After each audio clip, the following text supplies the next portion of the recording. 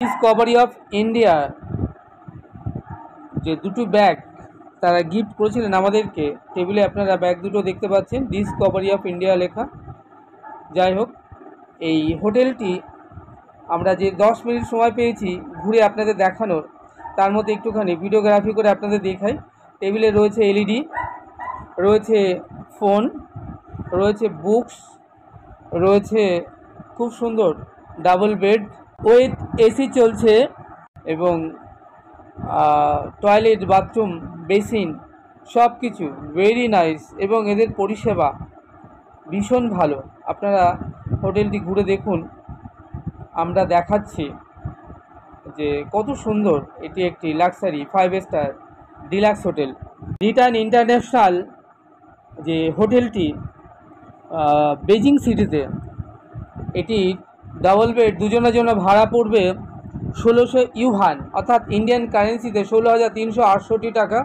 1 Yohan Indian কারেন্সিতে 10.23 rupee.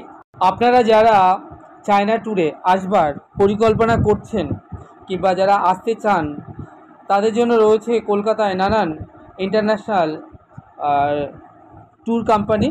এছাড়া আপনি নিজেও সরাসরি অনলাইনে হোটেল বুক করে আপনি আপনার পকেটের বাজেট অনুযায়ী এই চায়না ট্যুর ঘুরে বেরিয়ে যেতে পারেন।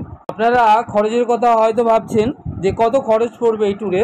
আপনাদেরকে জানিয়ে রাখি, খরচটা ডিপেন্ড করবে আপনি কোন কোন শহর ঘুরবেন, কত দিনের ঘুরবেন, আর কোথায় কি কি দেখবেন, আর তার সাথে থাকবার হোটেলের উপর কম পয়সা বেশি পয়সার হোটেল রয়েছে, এর উপরেই খরচটা সাধারণত ডিপেন্ড করে।